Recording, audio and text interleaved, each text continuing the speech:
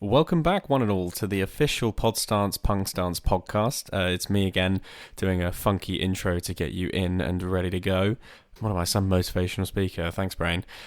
So this one is very, very important to me. This one has been on my mind for a while. I mentioned earlier on that I would be doing one with my roommate, Daryl. He has been a very intrinsic part of my life for the past 6 months since I moved in with him, and he's been basically with me for the whole journey of starting the podcast, everything before, all the sort of emotional turmoil and troubles that I've been through. He's been there for me, and this was his chance to express himself and talk about an album and essentially a person that has really inspired him and made him into the very man that he is today. It's one that has really resonated with me in a manner that I wasn't expecting. I knew it would be a personal one. I knew it would be one that would delve into some very deep topics, but not to the extent that I thought it would. So it's an incredible one to listen to, but I will say that a disclaimer at the early stages,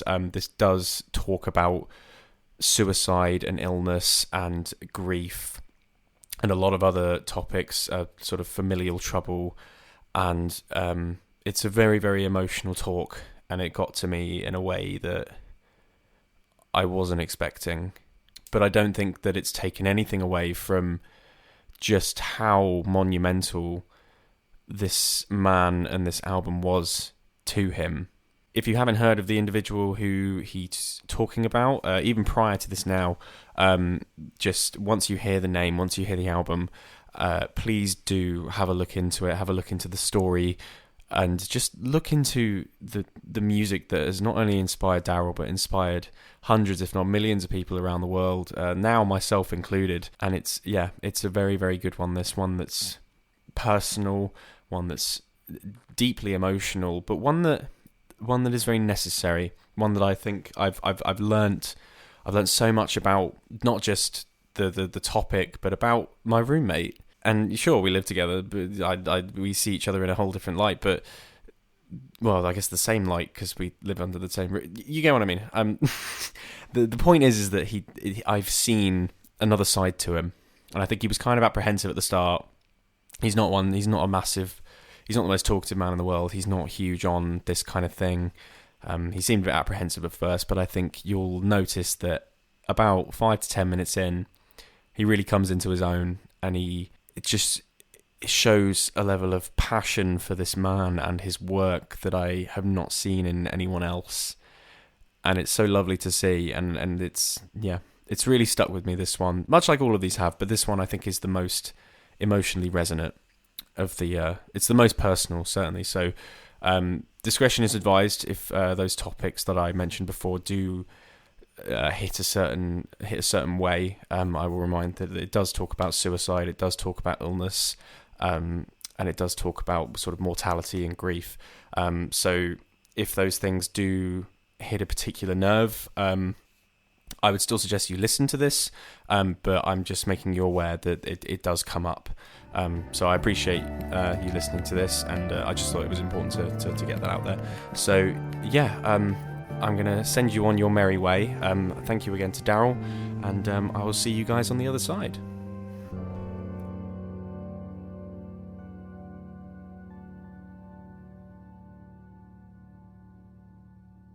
But it's very nice to have you in, because now I've lived with you for however long is it? It's been 6 months now, isn't it?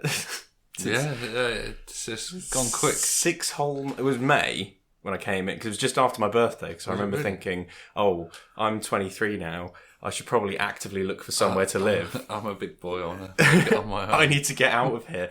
And then someone at work, I can't remember who, said to you, oh, he's looking for a house. And then you approached me like 4 days later and said, hey, I've got a room. Do you want it? And then I moved in here within about 5 days after that. It moved quite quickly, didn't it? Oh, they always do. But it's great to have you in because, I mean, prior to the past two, we were actually going to record this weeks ago. Yeah, I mean, life's busy, isn't it? Oh, well, for both of us. Yeah. Well, so, Jason Becker is a topic that... straight into it. I like it. No wasting time. He's very close to my heart, you know, because a lot of people don't know about him. And he's gone on, like, unless you're into that kind of guitar playing, you're not really going to have heard of him. Those that have heard of him hold him in, like, such high regard. Like, he is an amazing person, not just musician, like, he's an amazing person. The difficulties he's faced in his unpredicted long life have been amazing. And there's so much to talk about with him. I mean, I've written an entire You page could of talk notes. about him without even touching his music. Which I'm sure we will do. I'm sure there's a whole detailed bit about his life. Because I personally don't know a lot about him. I didn't know anything about him until you mentioned him. And the experiences that you've told me about regarding your life in conjunction with his, and the kind of way he makes you feel, and the kind of way that his music has impacted you. I've never heard anyone talk about a person, let alone an album, in that way. And to jump into it pretty quickly, why is it that this album is the one that you wanted to talk about? Because I've known you for a bit, and I understand that you're a metal fan, you're an alternative rock fan. My influence of bringing country fan, my influence in pop punk has sort of brought that more into the household. But Jason Becker, why him? Okay, so it's a big question, but it is a big question. Jason Becker has a few records, and he's worked with some other big names in metal, like Marty Friedman. They had a band together called Cacophony in the late 80s. They had 2 records together, and Jason wanted to go solo, which was Perpetual Burn, which his first solo album, which is the album in question. The album. Why Perpetual Burn over any of his other records? So, or over any other record, full stop. Oh, okay. Right. So, as a young teen, I was always exposed to dad rock. So, it was like Bon Jovi, AC/DC, Thunder, Queen, all the usual sort of, now, I suppose, classic rock through my dad. So, I've always appreciated a good guitar, good rhythm, good lead. And I just listened to bands as a whole, or music as a whole at the time. Jason Becker came about from one of my very best friends, Adam, and he was very much into his neoclassical metal, so like guitarists like Steve Vai, Joe Satriani, Yngwie Malmsteen was his favourite for a long, long time. I don't think I know any of these people, but they have fun. They've got good names. They are majority just instrumental. Right.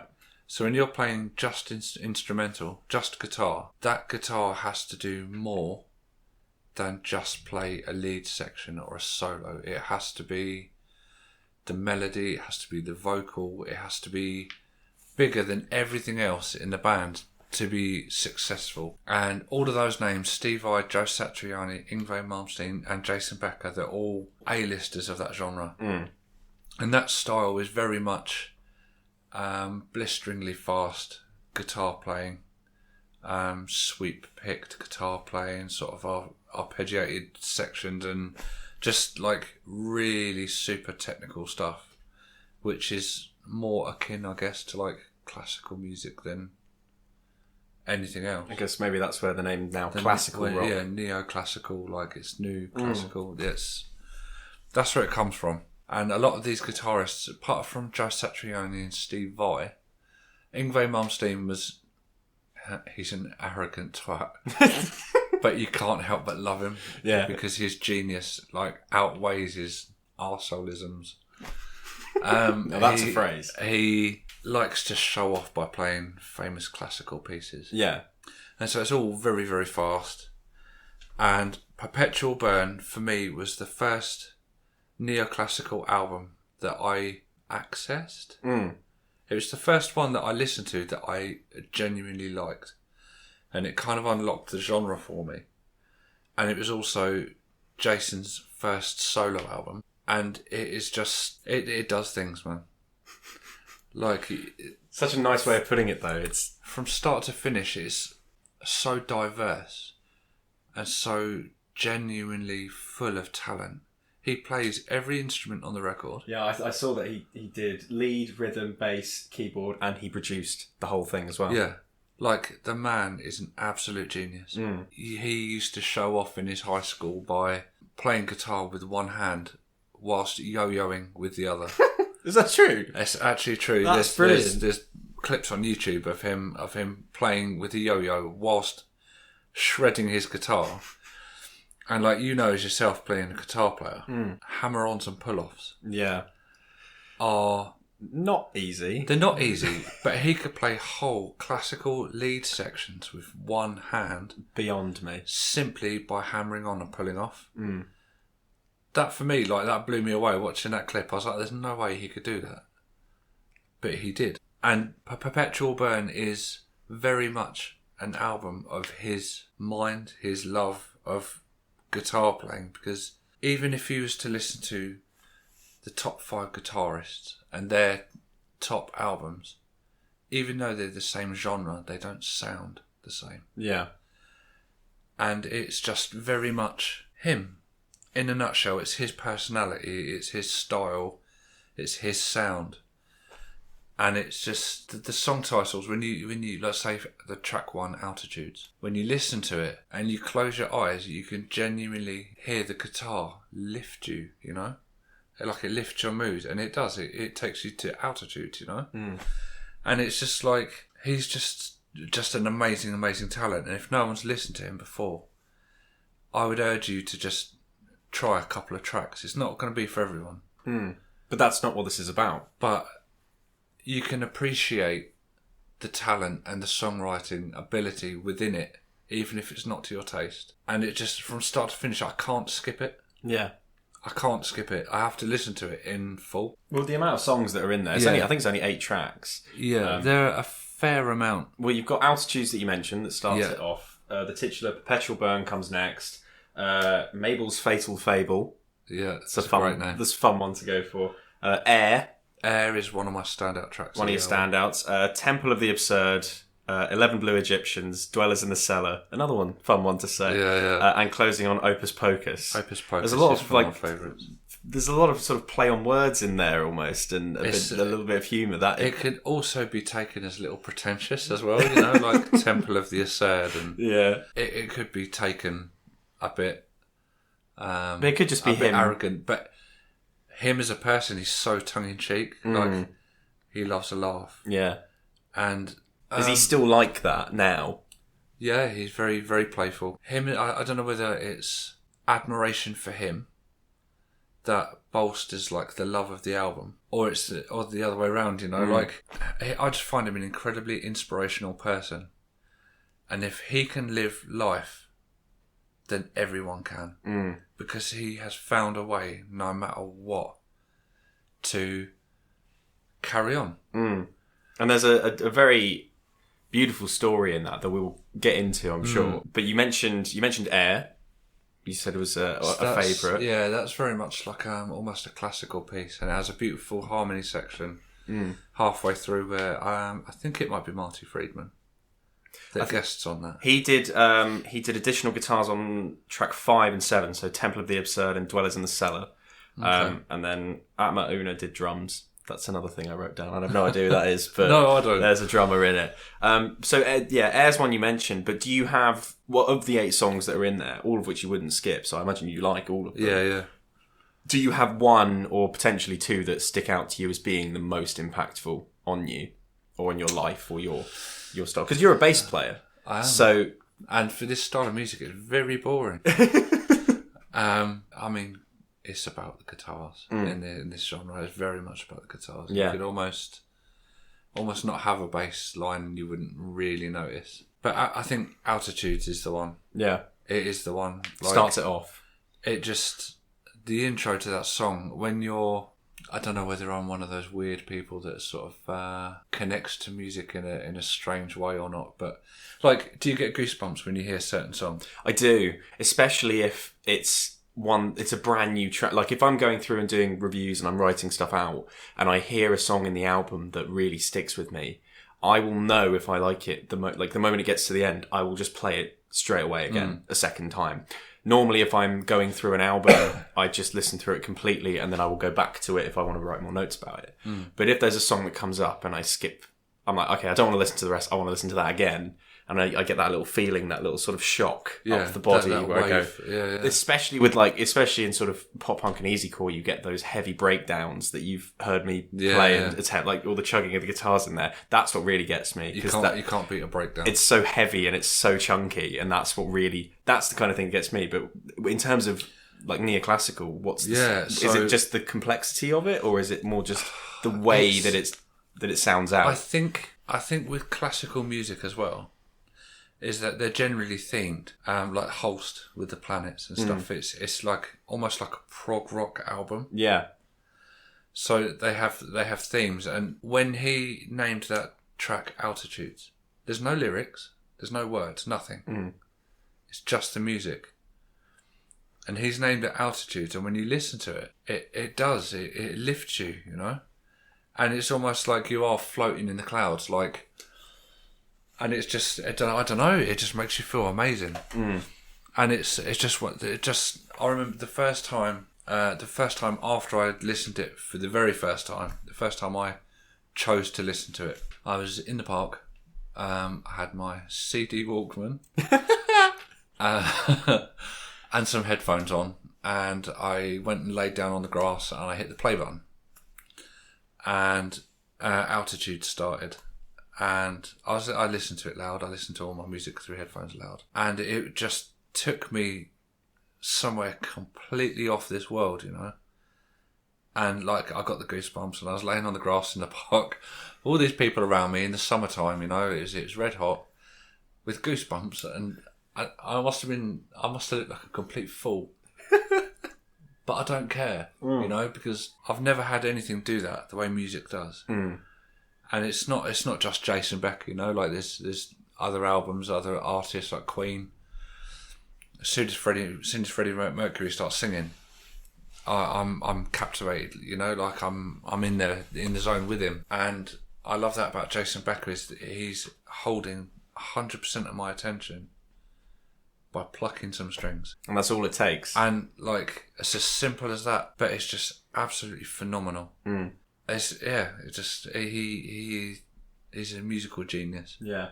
And the other genres that you listen to, you mentioned country, pop punk. Do you think that he sort of instigated the vast majority of those influences on you as well? Or do you think he's just so wholeheartedly neoclassical metal or neoclassical rock? Do you think he had a way of bringing you towards the other genres that you now listen to? He did play for the David Lee Roth band, and David Lee Roth was obviously in Van Halen, and I'd heard Van Halen like from my parents, you know, like when I was younger. So to like find that I was into someone that had also played with one of my dad's heroes, you know, like Edwin Van Halen. Like, I thought that was kind of cool, you know? So I guess it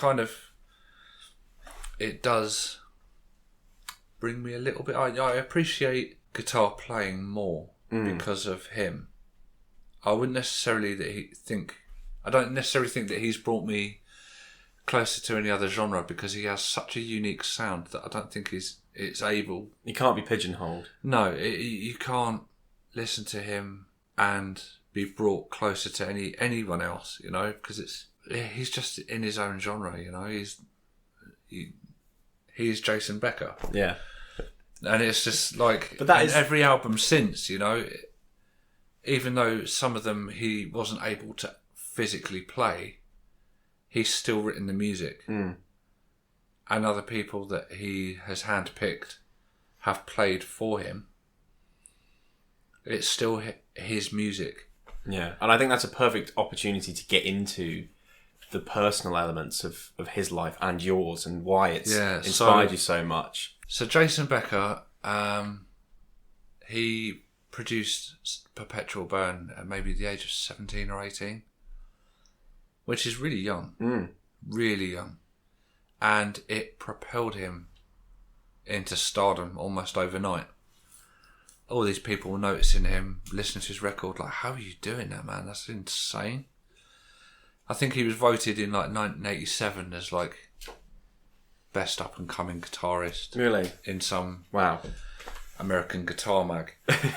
And I mean, it's quite an acclaim for someone so young. to have one album just reach that height. So he was very much in the limelight, and he was approached by David Lee Roth, who he could have picked anyone on the planet because it was David Lee Roth. Yeah.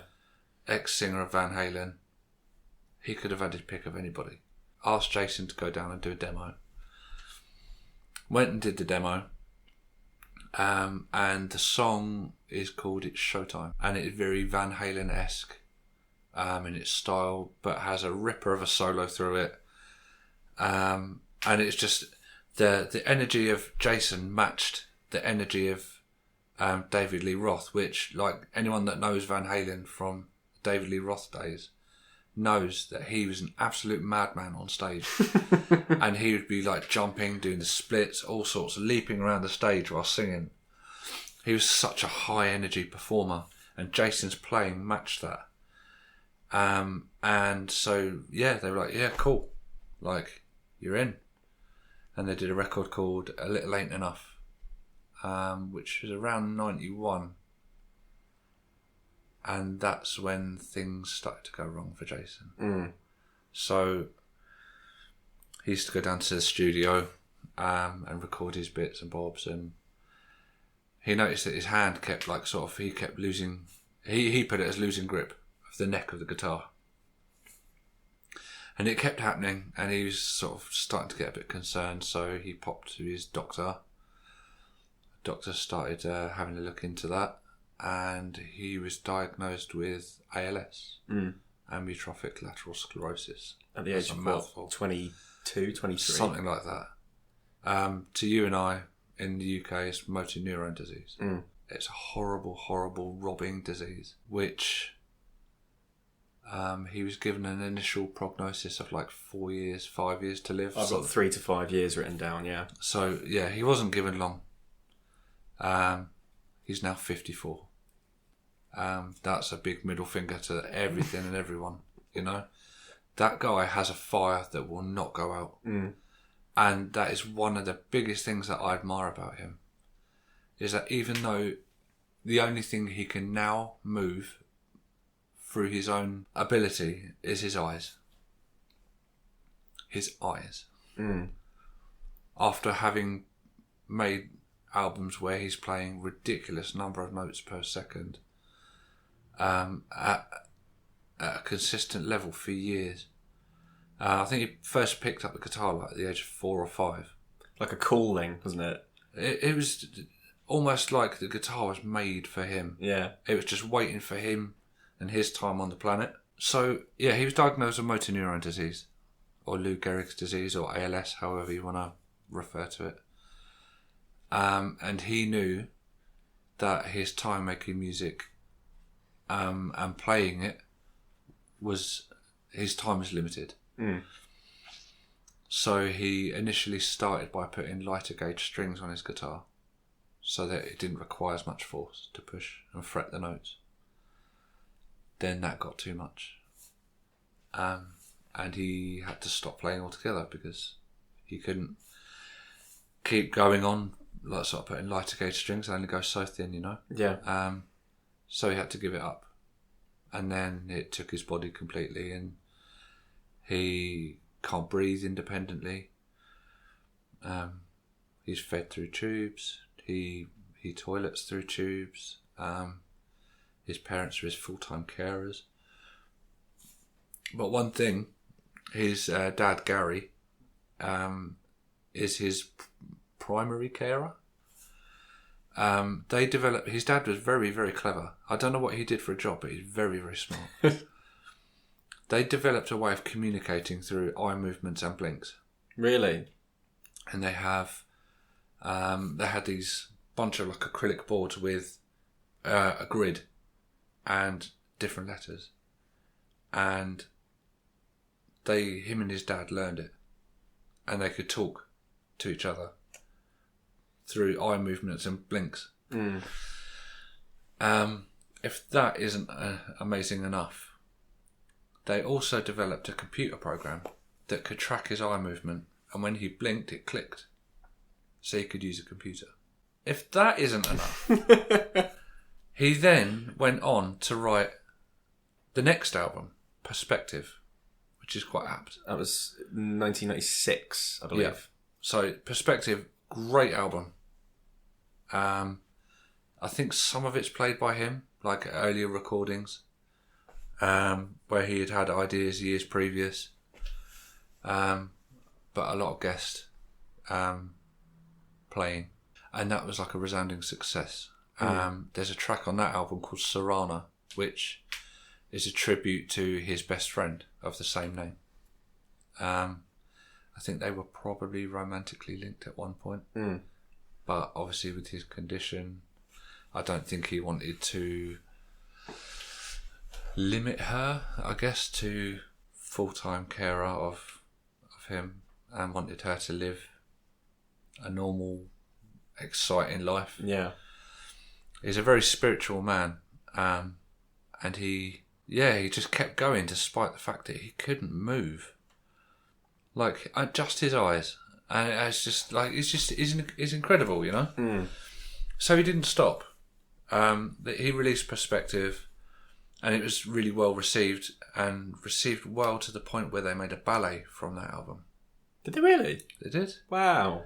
And that as well was a success.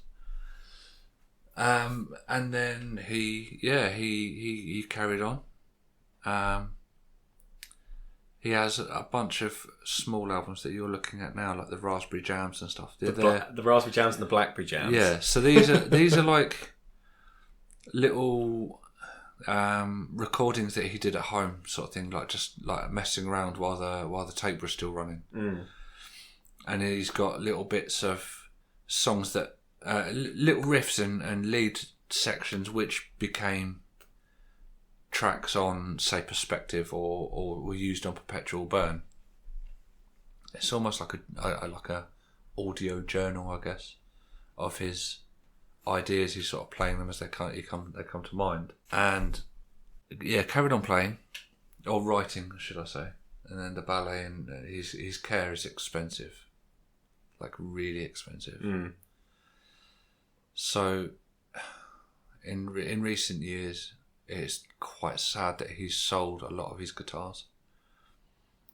He was an artist for, in the late 80s, they were called Carvin, who were then bought by Kiesel, who make guitars now. They're quite high-end, sort of shred-style guitars. And he had prototypes made for him, one-offs. Yeah. That shows such a level of influence. Like people really do admire him, you know, and like he has such great guitars, you know. He made the Super Strat was his thing, and he had various signature models, one of ones, you know, like that were made just for him, and he had wall to wall of guitars, you know. He had these hooks hanging around all around his house. Yeah.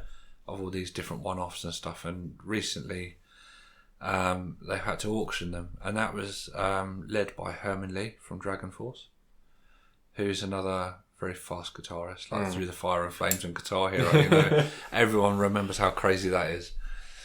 So Herman Lee was highly influenced by Jason Becker, and so he led the auction, and so many people like just sort of threw money at him, you know, for these one-off guitars and stuff, but they're almost all gone. And so, like, paying for his care in future years might be difficult. I mean, it's unfortunate he lives in America because they don't have an NHS system. You know, if he was here, like 95% of his treatment would probably be free. That's a whole other can of worms out there that he's just got to make do with. They pay for everything. And it's sad, you know, because he's outlasted all of the doctors by keeping that inner fire lit. But you can't get away from the fact that things cost money. And it's sad that his standard of living could potentially drop because He simply can't afford it. He just can't do it. And it's. I mean, he's got support all around the world from fans and artists and whatever else, but the cost of care is just phenomenal. You know, if you fall down drunk on a Friday night, an ambulance comes and picks you up and takes you to the hospital. You don't think anything of it here. Mm. In the US, that's $3,000. I've seen the stories of people actively avoiding ambulances just because they can't afford it. It's $3,000 just to get an ambulance to take you to hospital. So having ventilation equipment to help you breathe and like replacement colostomy bags and it's called peg feeding, where you're fed through the stomach through a tube. All of that stuff needs to be changed like super regularly for hygiene reasons and stuff, you know. And whatever medications he's on to, if he feels pain, I don't know. Like, I don't know how connected with his body he is. Like, I don't know if motor neurone deprives you of sensation, you know, or just simply the ability or inability to move. I don't know. I don't quite know how it affects your physical sort of touch sense. But if he's in pain, constant strong medication will cost a phenomenal amount of money. It's just everything there will cost. And I find it really sad that he could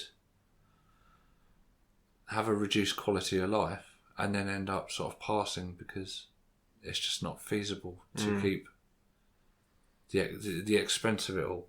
But he would be leaving such a legacy. Huge, yeah. I mean, I would love to know like a rough figure of people he's influenced, you know, or even by his story, you know, not even by his music, maybe like his just sheer will to live and make the best of it, you know. He's quite active on social media, and like his family do the typing for him, but he uses his eye movement and blink and click communication system to communicate what he wants written on his pages and things. He's lived a good life despite not being able to move. And people adore him, you know, because he's a decent human being that can't move, you know, like, so it just goes to show, you know, that it doesn't always have to be your actions or being physically present. Sometimes his gift is music, but his gift is also strength, and he is a far stronger person than I. Well, I mean, I wouldn't say I hands down, you know. He's lived over half his life with the inability to move, inability to speak. You know, he's stuck in his own head all of the time. Yet he still inspires and motivates people to keep going, and that's why I keep going. Because like, it's easy to fall into the whole, life's shit, innit? Like, I can't be dealing with this anymore. Like, it doesn't matter how hard I try, life just kicks me in the balls time and time again. And then I put that record on. Life's not so bad. Yeah. I have a roof over my head. I've got 2 great kids. I've got a small close bunch of friends that I love. I'm winning at life, you know? Yeah. I am. And it gives you that perspective, much like his album. That's the entire point, you know. He's so beautifully well-rounded. Yeah, he inspires thought within you, because that's how he thinks, you know. He spends a lot of time in his own company, and his music for me provokes the same, because that inner reflection is so important, because you can be stuck on the superficial things in life, like obsessing over wearing brands, being seen wearing these Gucci glasses, or these fancy shoes or fancy cars. None of that shit's important, man. Like, it's the people you have around you, and that, for me, really is all that matters. I don't care about fancy things, you know. It's nice to have fancy things sometimes. Like, treat yourself sometimes. Yeah, like, if there's a guitar I really like, you know, like, I'll save for it and I'll buy it. I don't go crazy with it, but he's taught me that it's not the material things, you know. It's try and be happy.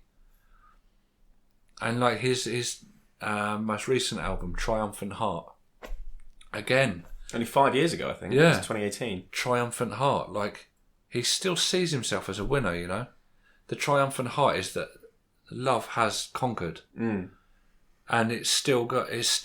He's still going, and it's just, there are a couple of tracks on the newer album, and there was one that actually brought me to tears, and I've mentioned it to you before. It was Hold On to Love. It was the other week, I think. The first time I heard it, it was the first time I'd ever heard any musical expression from him about his circumstance. And it got me choked up, because the lyrics are sort of talks about when he was young, he had it all. Like, everything was just handed to him, you know. He was living life, like the rock star life at the age of 17, 18, you know. And then, bang, the diagnosis come in. Suddenly everything is taken. Everything is changed. And he feels like the lyric is he was cut down far too soon. And then he says, I can't speak, I can't play, but this flesh has much more to say. Wow. And it's just That's like, beautiful. Yeah. And the guy who sings is Kadani, if I say it wrong, I apologise to you, mate. Kadani Holiday. And he's got such a soulful voice. It for me, his voice expresses those lyrics the way Jason's guitar expresses his. And it's just another album. Like, if you look through the people that play on that record, there's some big names of that genre, like the biggest names of that genre. Yeah, have all come together to play Jason's music as tribute to him, like almost like a pilgrimage. They've all come to the studio to pay their respects to the guitar god, you know, like the one that started it all.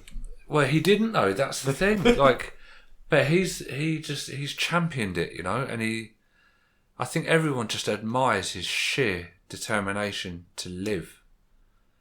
Because I think you could probably resign yourself to just, you know, whatever. Like, I'm done. I can't move. Whatever. What's the point? There's a vast majority of people who, in that situation, would, not to put it lightly, take the easy way out. But you couldn't. You know, if you can't move, how do you do that? Well, any assisted method, and whether it's legal or not, people find a way. But also, I suppose also with the mind, it's like we say about retirement. When people lose their purpose, like they say, retirement kills people. Because you feel like you don't have a purpose anymore, so you vegetate. You sit around watching the same old shit on the TV. Yes, mate, you might pop down the shop in the morning for a newspaper, but by and large, you're not doing anything. And I think it'd be easy for people in that circumstance, with motor neurone, it would be easy to give up. Like, I sure as shit would. Like, how do you find that inner strength to keep wanting life? And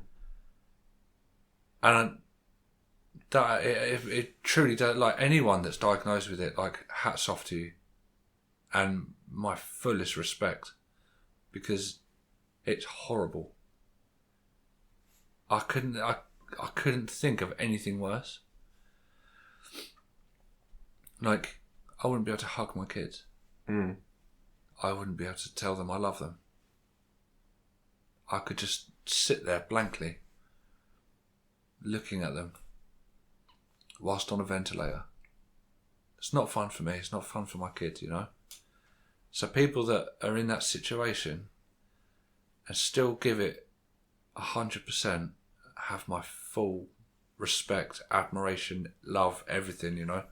And it's what you were saying to me before, because when you first mentioned this, I did wonder at first, because I'd never heard of him, I didn't know anything about him, and I wondered, what is it about Jason Becker? This is becoming more like, not necessarily the album that saved you, but the man that saved you. Yeah, absolutely. And you kept talking to me about how he just motivates you, and how he's unlike anyone else. Mm-hmm. And the more you talk about him, the more I understand that. Because in his situation, I would be the kind of person who goes, I cannot do this. Even recently, with the situations I've had and the things that I've crawled out of, I had several days, which I've told you in confidence, that I considered things I was not happy with and have never considered before. And that's as an active 23-year-old man. And able, you know, you've got your whole life ahead of you, you know, like he did. And that kind of thing scares me. And it would scare anyone. And to see someone like Jason Becker continue to live his life and continue to inspire people and influence people without any sort of physical ability bar moving his eyes and still managing to create and have that sustain, belief, you know.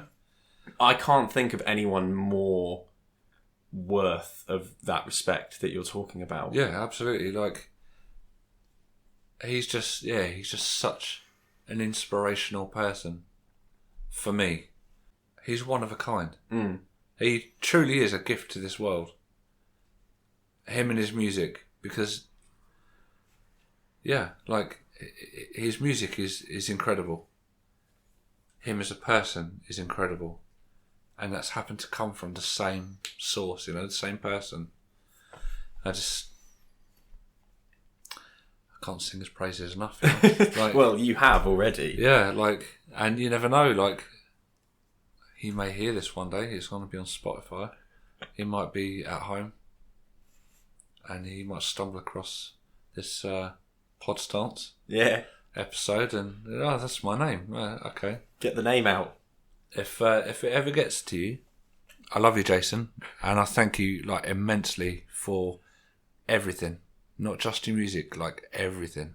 He's a strong reason why I'm still here. Yeah, because I've made mistakes, big ones.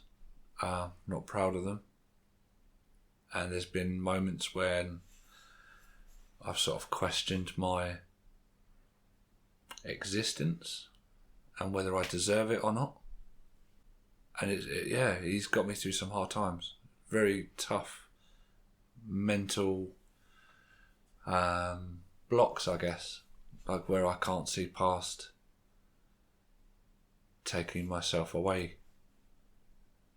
It makes me very proud to hear that, though, because I think you and I we've disclosed a lot of things to each other recently, more so than I thought we ever would.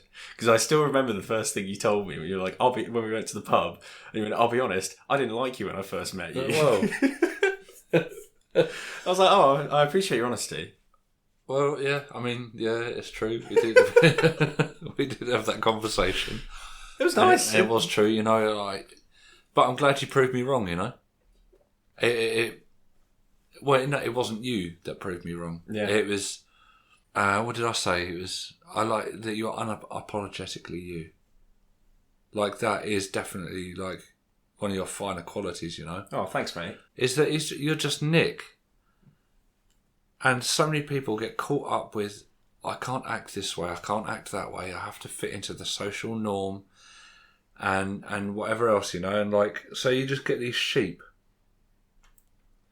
And you see it walking through town, you know. You see all these kids all with the same haircut, the same clothes, talking the same way, acting the same way. And it's just like... It's like watching shitty reboots of the same horror films, you know. It's like you've seen it all before. There's nothing original. And then you come along, you know. and you are original. You know, you're like I do try. you're Nick 1. Yeah, you're the first of your kind. You know, and it made me question myself. Am I just being ridiculous? Like, why am I getting annoyed by your little Nick-isms? When and now having lived with you, you've seen even more of them. yeah, and I like them because they're characteristics of you, you know, and you don't filter them, you don't apologise for them. You're just you, and that's refreshing because people just don't do that anymore. I guess that's one of the reasons why. Well, of all the reasons you admire Jason Becker so much is because he is just Jason Becker. Yeah, he's him. He is him. He's unapologetically Jason Becker.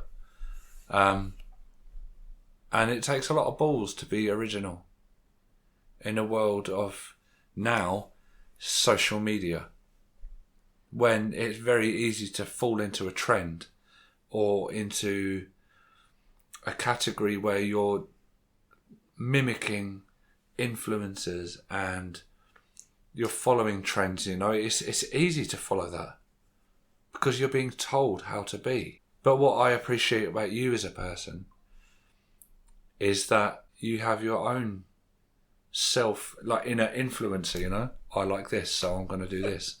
I like that, so I'm going to do that. Yeah, like I like that. It takes balls because going against the grain has always been difficult. it was something Carlo and I were talking about in our podcast, where because we didn't stick to the usual norms, shall I say, of the school we were in. It was a very science-heavy school, and we wanted to do drama, I wanted to do English, and they always tried to steer you away.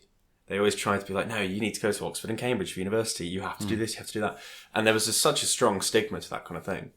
But we never faltered. I was always, once I found it and I was like, I'm good at writing poems and doing English and stuff, I was like, that is what I wanted to do. In the same way that when I wanted to do this podcast, it took me a while to get started, but you literally said before we started, like, it's really kicking off now. And I was all giddy trying to get started, bringing the chair up. Yeah. But I love that. I love having... It's passion. Yeah. That's what it is. And it's like, it's great that you've got something that you're so passionate about because so many people don't. So many people like sort of live for the weekend, you know, where they can go out and get smashed and done that enough. And throw their money away. Done that enough. And it doesn't serve a purpose. But these, you know, they're informative. And it's not even that. It's you coming out onto the microphone and giving something that someone else can listen to. And if they take a little bit of information away, or they take something from it that changes the way they think, or gives them something to go on and listen to, say like for Jason Becker, for example. That's all it takes. Or any of your other podcasts, you know, there could be little takeaways, even if it's something only minuscule, you know. That's something that you're giving to the world that the people that are going out on the lash aren't.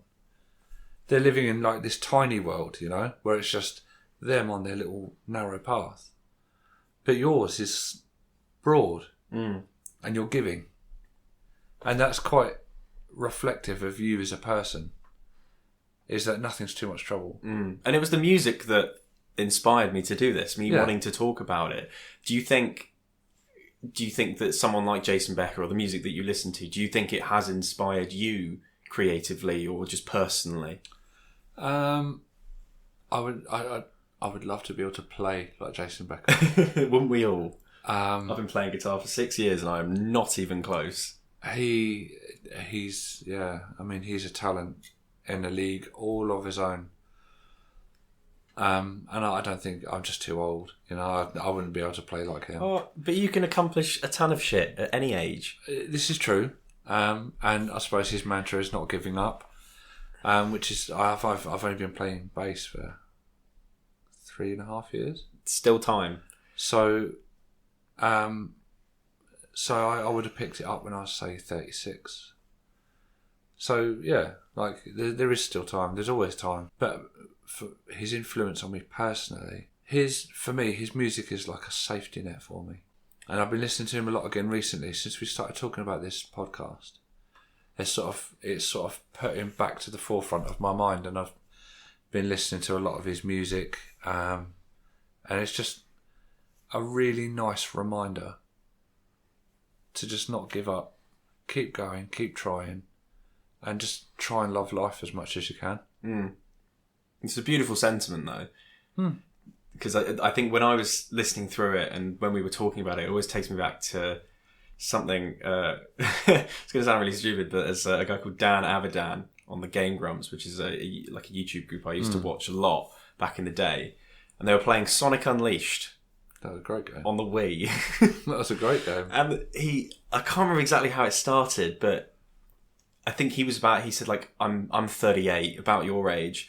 And he said, it's such a defeatist attitude for people to say, oh, I'm this age, therefore I can do less, I can be less. And I know it's kind of silly for me to say it as a hip, young, 23-year-old man who has no complications whatsoever. But it is true. And it's people like Jason Becker and people like you who have now come into my life that have inspired me to just be better and appreciate the things I do have. Yeah. And it's nice to hear that I've taken something from you in the same way that you have now taken something from this and from Jason Becker. And I think I've seen so much growth in you in just the 6 months I've lived with you, let alone the months I knew you before that. And it's just really, really nice to see, and the fact that this is all at the centre of it. Yeah, Jason Becker, Perpetual Burn, the neoclassical rock and the metal that has inspired you and bloomed you into what you are now. I think it's lovely to see. It is, and it's all done from a bunch of tracks on an album. But that's just how powerful of a man, let alone the album, is. Yeah, it just sounds crazy that someone's life can be shaped or influenced in any way by 8 pieces of music. And then you learn about the man behind it or whatever else. But take that aside, it's just 8 tracks on an album. On vinyl, when I first heard it. And I have the vinyl downstairs. I haven't seen that yet. I should go and have a look at that. And I have the album on CD.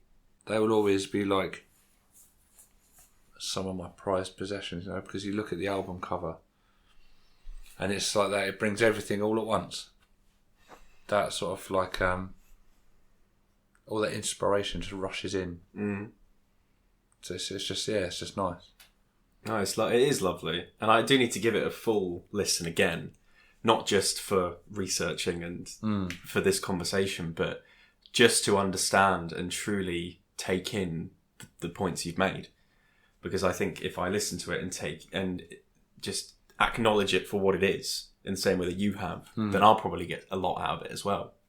Yeah, there's a strong possibility, and I think, like you were saying before about age, and people say, "Oh, I'm this age," or whatever else. I think a lot of people feel pressure to grow up, and it's just like, what does grown up mean to you? Especially going back to that old school thing, once you turn 18 and you either go to uni or start a job, you're kind of thrust into that world without a lot of preparation. You've been brought up in the educational system for that long, and you have all these teachers telling you this is what you can do, this is what you can't do. And I went out and I was like, I don't know what taxes are. I don't know like how to start a mortgage and pensions and all this stuff I'll actually need. It's like that. It's like so alien. It's like that meme of another great day not using sin, cos or tan. Yeah, but it's true though, isn't it? It is true. That's what's funny about it. I do feel like the school system misses a trick there with not teaching kids like about bills and taxes and budgeting and just general life stuff, because you are definitely thrown in the deep end when you decide to do it. Like I moved out of my mum and dad's house when I was 19, 20, something like that. And so I was a young guy, like a late teen. I'd only just become an adult, And then I was adulting straight away. And I was paying rent, council tax, water, gas, electric, all these food shopping, And it's like, hang on a minute, I used to waste all my money on beer and BMXs, and now I've got to be responsible. And you get people saying, "Oh, well, you're 30 now. Like, why aren't you married? Why aren't you having children?" And there's no rush to do anything. No, and it's just. And I do think society as a whole is starting to wake up to that, because you do get people that are having kids later and they're travelling more in their 20s, and I think the younger generations are starting to slowly listen to the elders, where it's like youth is wasted on the young and stuff. It's all that hindsight thing. Like, there's so many things I wish I'd done when I was younger, but I haven't. And now I'm older, I have the wisdom to like have a word with your younger self, you know. And that's like recently what I try to impart on you, you know, that with your sort of situations that have been arising lately, that time does fix everything, you know. And don't be too hard on yourself. Life gives you different opportunities. It gives you opportunities to flourish. It gives you opportunities to fuck up.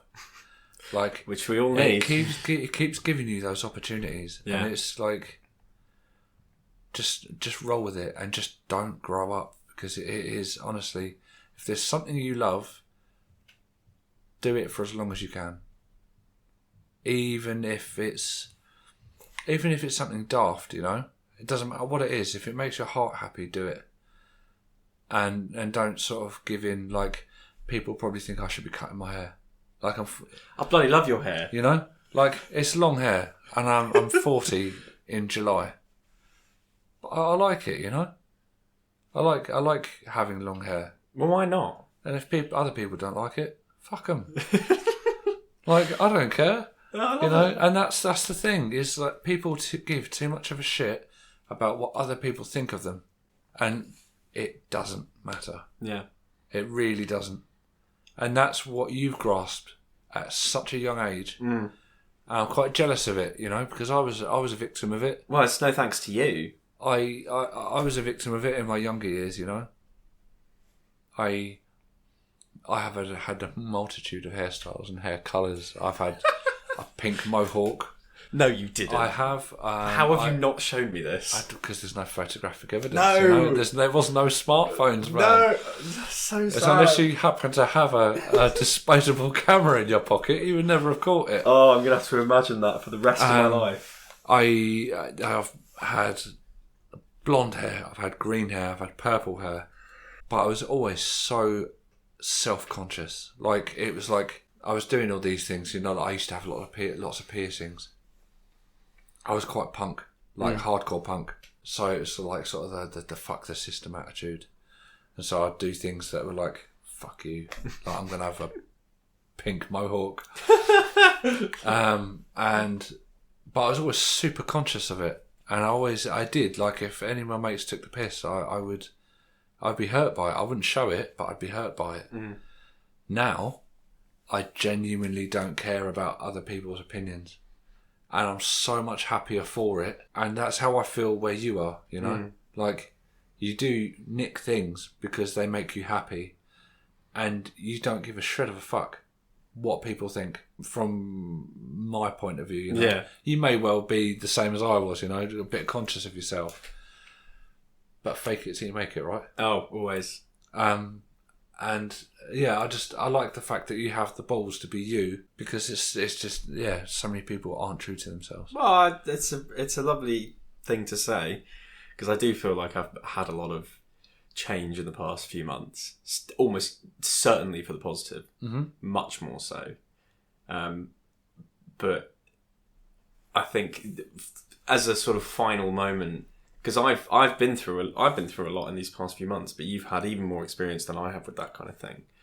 And would you say, as a final bit, Perpetual Burn, Jason Becker, the man, the music, the legend, what has he taught you? What is the takeaway you get from his work? The takeaway I get for him is, don't let your fire go out. Just don't give up. Be you. Yeah, be you, and don't fucking apologise for it. people don't like you, they can go somewhere else. Simple as. Yeah. And you will end up with people around you that will be more like family than just friends, you know? So, yeah, I suppose if I could put it into a word, happiness. That's what it all comes down to, you know? That's nice. Just pure... When you find yourself, you're happy, you know? When you care less about what people think, you're happy. When you're around good people, you're happy. I think happiness is is the point, you know? Yeah. And I found that through one man's music. Wow. That's brilliant. I love that. And that's just who you are. It's strange that I've had that realisation just now, you know? When I've been pushed to think. That is exactly what this is about, my friend. This is exactly... It's quite a nice little revelation that's really... When you think about it, that's what it comes down to, is just being happy. Just being happy. And that's all I want. Just want to be happy. It's beautiful, mate. It's beautiful. And I think there's nothing better than to close it off on just the point of happiness, the pursuit of happiness, if you will. Yeah. But yeah, no, thank you for that. I think that's probably one of our more emotionally engrossing pieces. But I kind of expected that because you and I have talked about this kind of thing for a while. You've seen me open up in a way that I haven't with a lot of other people. Yeah, that in itself has been quite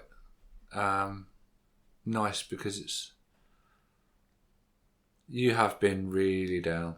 I have. I've had some tough days, and for a lot of it, I've been worried about you, you know.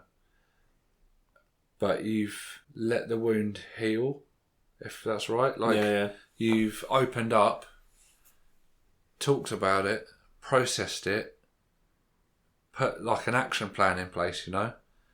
So that wound is starting to close, and it leaves a scar. But that scar is the reminder of your strength and your effort. You know, and you should wear it with pride, you know. And just what you're doing right now, keep doing it. I will. Because it takes a lot of courage and a lot of strength to keep moving when you don't think you can. The thing is, I would say the same for you as well. Because I've seen a lot of change in you, especially recently. I'd say in the past month. Because you came to me and asked about processes that I've gone through and certain things that I've done to help myself.